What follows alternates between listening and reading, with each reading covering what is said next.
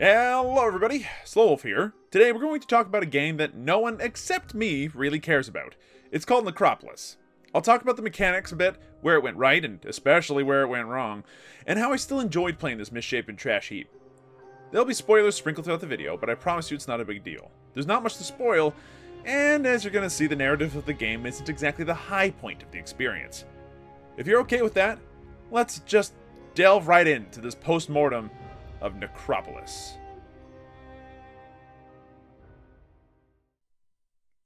Necropolis is dead. Rest in peace. The last time Necropolis was touched by the developer Harebrained Schemes was September 16th, 2016. This was 10 days after they launched the Brutal update, which brought the biggest changes the game had seen in its live state since release. It had a new character class, several new areas to explore, and new enemies to fight and die to. It would be the last time something significant was added to the game. As of the time of this writing a few years later, it seems that's the way it's going to stay. Interred since then, Necropolis barely manages a few dozen daily players on average. Mixed reviews form its epitaph, one describing a lack of content, an unfinished mess, and a waste of potential. Others say that it's fun for what it is, whatever that means. One reviewer described it as actually unplayable, while another wrote, "Love it, although I'm angry with the devs for giving up on this gem. Needs more polish." And oh boy does Necropolis need more polish. We'll get to that later though. Instead, I want to focus on what the developers thought of their game for a moment. Harebrained Schemes described their game as follows, quote, "Necropolis combines third-person action with roguelite dungeon delving for a game that's fast-paced and addictive, yet diabolically hardcore." End quote. It's an accurate description, more or less. Necropolis does feature third-person action, which is super reminiscent of Dark Souls, so much so that many Steam reviews mention a link between the two. Permadeath and procedural generation, as well as meta progress, are foundational to Necropolis' identity as a game, and especially towards its identity as a roguelite. And you do in fact delve into the titular Necropolis, which is a massive dungeon within which the whole game takes place. But addictive? Most people would disagree. There's the thing, though. I did get addicted. I have played over 110 hours of Necropolis to date, which is significant. Despite agreeing with many reviews that accurately point out that Necropolis is imbalanced, buggy, unpolished, and ultimately broken, I still enjoyed my time with it. That Necropolis is, objectively, one of the hottest messes I have ever played is not in question, though my enjoyment of the game and my sanity certainly are. By my reckoning, Necropolis is a roguelite dungeon delver. You start at the top of the dungeon and work your way further down to the bottom, towards the final levels. To win, you have to get to the bottom of the Necropolis. If you die, you start over from the beginning, and the dungeon changes every time you start over, win or lose. That last bit, plus a couple of other parts, is what makes Necropolis a roguelite, in the same vein as The Binding of Isaac and Rogue Legacy. With that said, let's start off where the game does. The title screen. It's an infinitely long corridor with glowing lights and the subtle threat of danger. This screen and the first moments of the game point out some of the best parts of Necropolis. The art style and presentation is definitely something the game does well. Necropolis is represented through simple textures and shapes, all of which are used to create all kinds of places, including long hallways, horrible tombs, snowy forests, power plants, and mysterious cliffside villages, all of which are thematically tied together well enough to transition from one to the next with little effort. It's initially compelling and engaging, despite the macabre and deathly atmosphere that hangs in the air. The unease created by the game's world is reflected in the strange, unnatural architecture of the Necropolis, too. Hallways are too tall, bridges are too large, and the tombs sprawl for what feels like miles.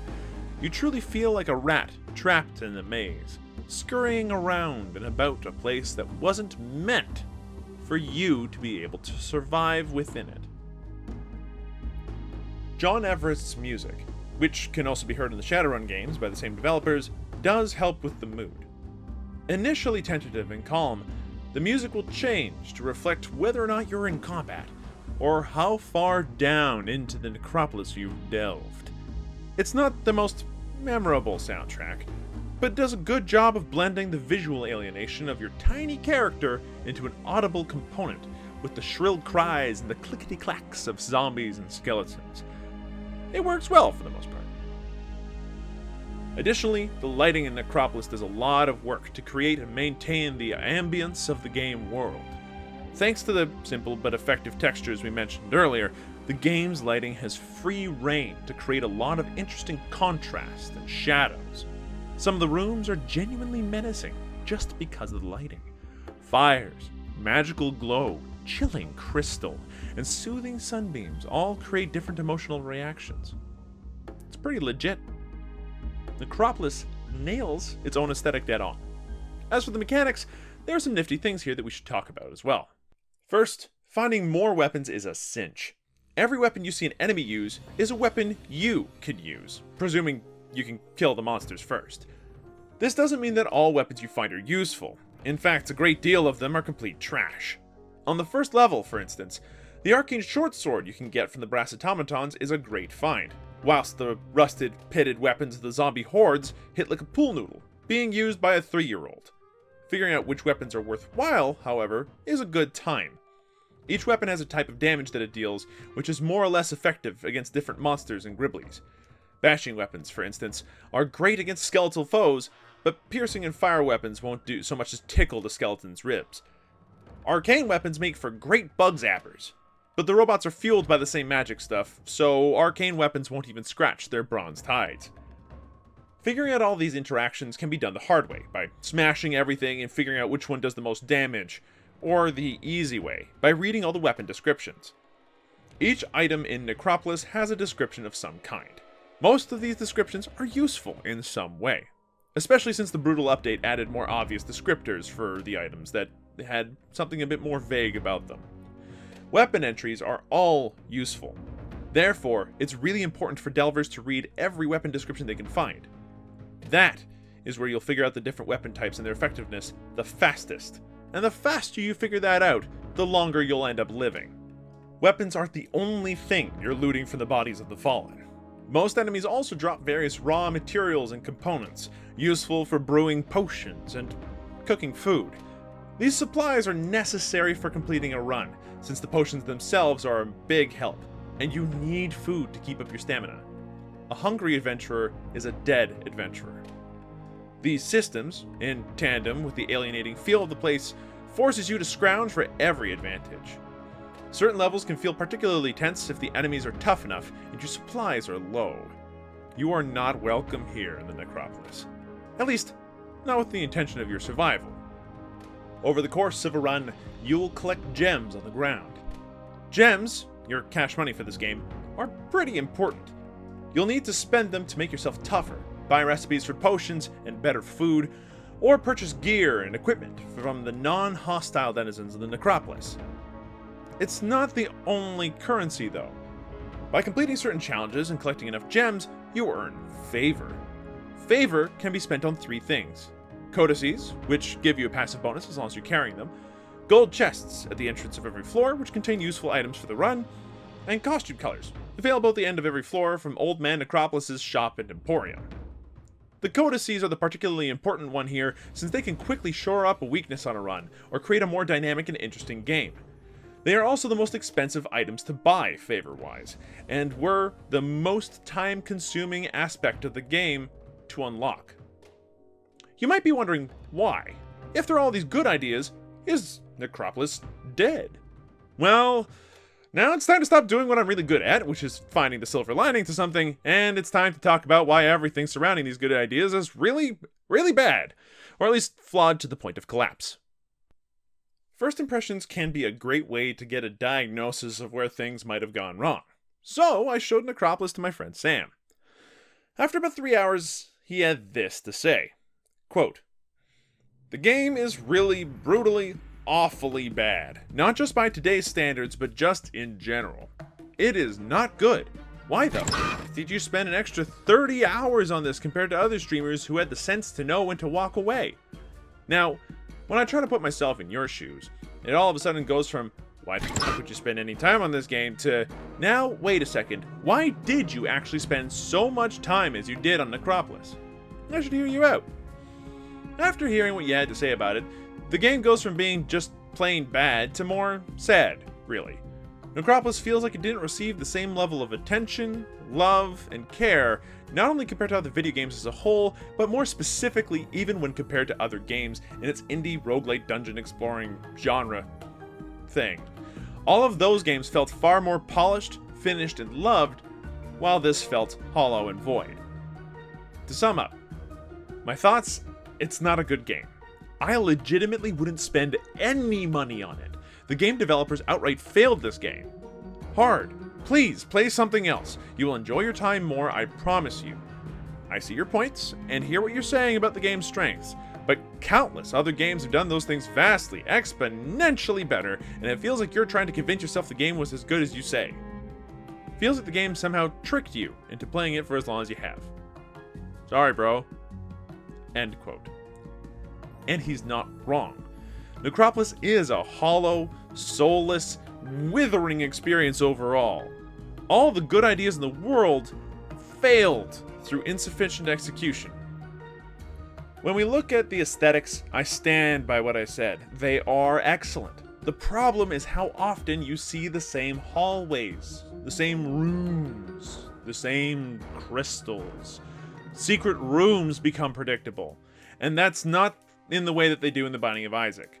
In The Binding of Isaac, it's a skill-based observation to figure out where a secret room might be. In Necropolis, some chambers have secret rooms. It's not so much a secret room as it is a painfully slow-moving door. The rooms and environments are so predictable that over a run, which takes about 2 or more hours to complete, you start to really feel the burn of tedium. Some parts of the game just look wrong. The Brute class, for instance, has enough unpolished aspects to its animation that I have to assume that the poor thing was horribly rushed. It climbs ladders like a toddler, its feet float in midair. Certain suits of armor just don't have cloth physics, like the other ones do. And every major animation lacks weight and presence. They take forever to play out. That last part, by the way, is not unique to the Brute. When talking to any of the shopkeepers, there's an extended animation as they get ready to talk to you. Every time, even kicking open a chest, a boot to the lid takes twice as long as it needs to as your character settles comfortably into its neutral stance. None of the chests cost money to open, at least. Just my valuable time on this earth. No rush. The enemies, though varied enough for about a half hour of play, are copy-paste for hours. If you get tired fighting screaming zombies by the 15-minute mark, get ready to fight them until minute 90 or more. This gets even more hilarious when the game goes all out and suddenly you're fighting against 16 gorilla robots all at once. Necropolis? Please, this is Donkey Kong Country now. Gorilla robots aren't even that bad. The worst enemy in the game award belongs to the rat thieves, who pop up constantly with their annoying grunts and squeals and squeaks, ready to steal your items and gems in the middle of a pitched fight with literally anything else. That they are on the same spawn timer as brass critters and other harmless creatures that skitter around the Necropolis is what takes them from annoying to obnoxious, turning every hallway into a game of where's the goddamn rat this time? It's not fun or challenging, it's harassment. The best thing is when the rats run away from you and grab a massive group of enemies out of nowhere, turning a nuisance into a run-ending threat. This happens regularly and can go stuff itself.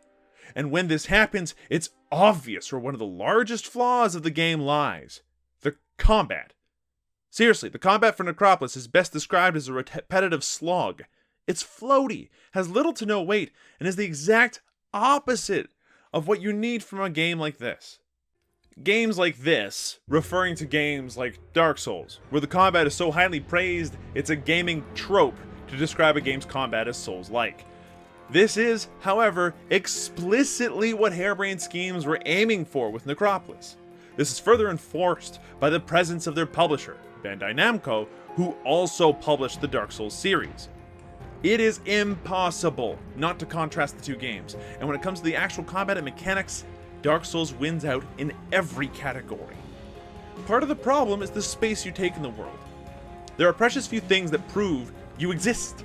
You swing straight through walls and enemies. And speaking of enemies, they stagger at very random times. Sometimes they act like you've hit them with a sledgehammer despite wielding a small axe, but other times an actual sledgehammer does nothing to them. This uncertainty causes a serious problem. If you can't predict when you can wail on somebody, then the only option is to play things safely, meaning that players stay safely behind their shields, waiting for more openings. These openings do vary from monster to monster, but the rate at which patterns are repeated, which is often enough to point of spam, makes for a frustrating and grindy combat experience. For instance, massive cryptics and ancient spiders have practically the same moveset as the spiders you can encounter at level 1. All of the variants of gem eaters are the same. The hordemen, the Viking zombies I've talked about before, have the same looks and attacks from level 1 to level 9. I have to repeat this, Necropolis is 5 levels too long to support this lack of variety, and since so many of these encounters are randomly mixed, the amount of time you have to wait to create or find an opening is obscene.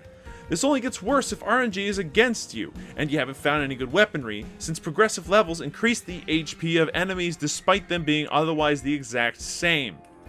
Want to spend longer and longer amounts of time with carbon copies of the exact same chaff as the floor before? Well, then you're in luck, because there's another 7 levels of this crap if you can make it that far. Additionally, you know what's not great fun? Exploring a space only to find garbage. The sheer amount, the number of littered weapons, potions, and scrolls that just aren't worth the time of day is ludicrous. The fines for littering with this amount of ground garbage would bankrupt billionaires.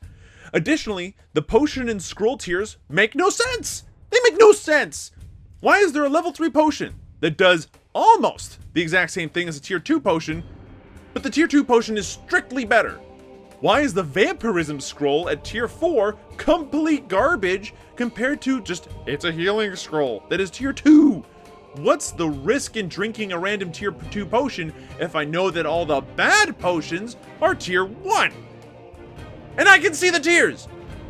I can see them! They're right there! They say it on the screen when you hover over them. There's no risk. There's no risk! Why are the merchants so random though? Why is there just one boss? And if you think I'm joking, no, I'm not. There is one boss in this game, and its name is the Clockwork Lord. It is the big daddy of robots. It is so big that it's a wonder the thing doesn't collapse under its own weight. If you take one of the regular robot enemies, okay, and then make it really big with an extra but useless pair of arms, you have a pretty good idea of what this thing is like. By this point, you've figured out which potions trivialize fights, so if you hook up an IV to the magical goop, you're set. There's even a potion you can brew for an extra life, which is a literal lifesaver in some runs where the game just feels like killing you. But this means that you have to die twice to a massive, easy to predict boss when you're being drip fed by ridiculously strong potions. He hits hard enough, and he isn't a complete pushover, but once you know the game well enough, it hardly matters. And it's a shame, because he's not a bad piece of work, he's just the only one of his kind. He's the only boss. It's lonely, being the Lord of the Necropolis.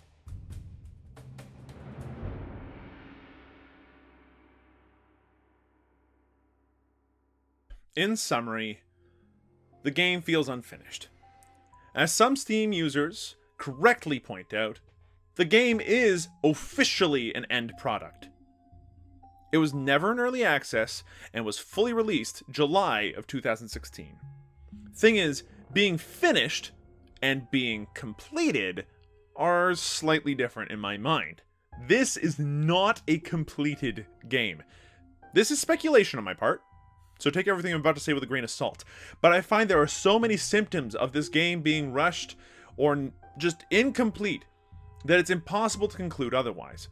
The sheer number of nitpicks I have with this game would take the rest of my natural life to list. All of this points to a game that was shoved out of the nest before it was ready to fly, slamming headfirst into the pavement below. In a sink or swim situation, Necropolis is so heavy and slow that it makes for an excellent boat anchor. And yet, I still played this game a whole lot more than most. So, people might ask, do I have a right to criticize after having spent so much time with the game? The answer, damn right I do. Despite all of its faults, I fell in love with Necropolis. I cared for this game. I mean, not the game per se, but I fell in love with the potential locked within it. There's a good game in here somewhere. There are solid concepts, cool ideas, and interesting innovations. Necropolis could have been a game where every playthrough was new and different, challenging and tense. Necropolis could have been a game where exploration was a genuine puzzle every time, where the adventure was exciting for its own sake, where the combat was competent. Necropolis could have been a living, breathing world with a lot of cool lore and interesting environments and dramatic encounters. And instead, Necropolis is a fetid, rotting carcass of a game that was born into the world with no guts nor brains. It's a barely standing skeleton that could have been fully fleshed out thing if only it had been given more incubation time, more funding, or more attention, just more something. I played it to the point of insanity, not because it was good, but because I could see through the bad into what might have been possible. I feel like I've harped on the game enough now. The truth is, I still love the game, but once I started trying to explain why to my friend Sam, I had a really hard time doing so. Sam identified precisely one of my strongest feelings about Necropolis. It's sadness. I'm sad that Necropolis is incomplete, and that the potential within the game will never be fully realized. It's a huge shame, because there was obvious care and work put into Necropolis. If anyone at Harebrained Schemes is watching this video, which, fat chance of that happening, but whatever, I just want to say thanks for trying. There was a potential in this game. A lot of potential. It's a shame that it'll never really have a chance to germinate.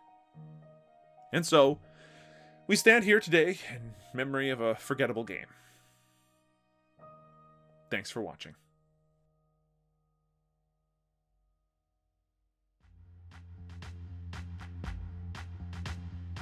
I've been wanting to talk about Necropolis for literal years now, so I'm glad I got that off my chest. Making videos like these has made it a lot easier thanks to the folks helping me out over on Patreon. Folks like Torval, Stephen Millett, Eldadres, Dusty, and Burgles. Thank you to each and every one of you. If you want to help me make more videos, please consider supporting me with the rest of these folks. Sharing these videos also helps a lot, so if you think I did a good job, show someone else. I hope they like it just as much. Thanks again, and I'll see you folks in the next video.